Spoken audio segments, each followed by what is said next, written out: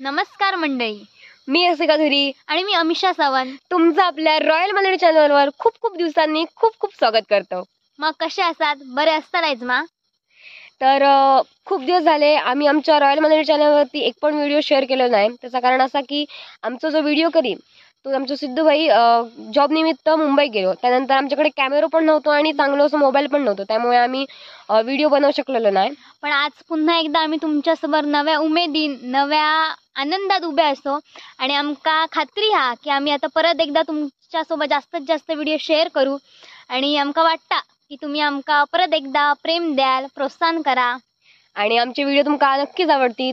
तर आवडलेले व्हिडिओ तुम्ही नक्की लाईक करा, शेअर करा, कमेंट करा आणि आमच्या रॉयल मेलडी चॅनलवर सबस्क्राईब करा. तर आज असा दिवाळी सुरू झालेली असा, तर दिवाळी निमित्त सर्वांका आपल्या रॉयल मालवणी टीमतर्फे खूप खूप खूप खूप शुभेच्छा. दिवाळी आनंदात घालवा आणि मजेत घालवा. तर आज असा नरक चतुर्थी. आपल्या कोकणात अनेक प्रकारचे नरकासूर वेगवेगळ्या पद्धतीने साजरे केले जातात. आमच्या कुणकेरी गावात पण प्रत्येक वाडीचो एक नरकासूर असता. मुलगे मोठ्या हौशेन म्हणजे पोरगेच वाडीतले एकत्र येऊन मोठ्या हौशेन 8-15 दिवस आधी नरकासूर करत असतात. तर आपण आज मधली वाडी आणि पळसद्या वाडीतला आपण नरकासूर बघूया. चला या. तर ह्यो नरकासूर असा तो आमच्या वाडीतल्या सगळ्या मुलग्यांनी बनवलेला असा.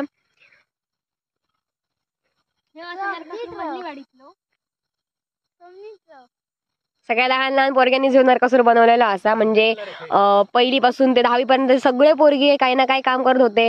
हे सगळी पेंटिंग वगैरे जे काय कलर काढलो ते का तो पण सगळं त्यांच्यानेच काढलेला असा. तर ह्यो असा मधलीवाडीचो नरकासूर म्हणजे आमच्या वाडीचो नरकासूर. त्यानंतर आपल्या पळसदळ्याचो पण आपण नरकासूर बघूया. चला. तर तुम्ही आपल्या मधल्याडीचो नरकासूर बघितलेला असा. आता आपण पळसवाडीचो नरकासूर बघ जाऊया. चला. आपण जाऊया पळसवाडीत. टॉर्च पेटे ग मेले सगळा काळू का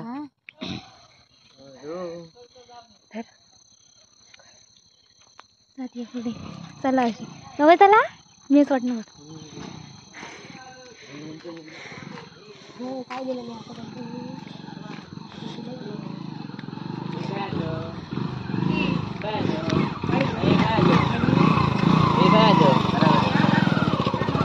सुबल्याचे सुपुत्र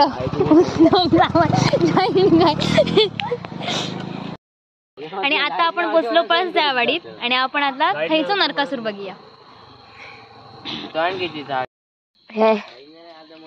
तर ह्यो असा पळसद्या वाडीचा नरकासूर एकदम खाऊन पिऊन कुमकुमीत, शोल्डर बाग असेल एकदम बॉडी बिल्डर. हातात बघ गदा असा, हातात डंबेल्स दिल्यानी व्यायाम करता आणि हातात गदा दिले. ह्या पण वाडीतले पोरगे दरवर्षी एकत्र येऊन असो नरकासूर तयार करतात. हे बघ हे काय बसल्यात.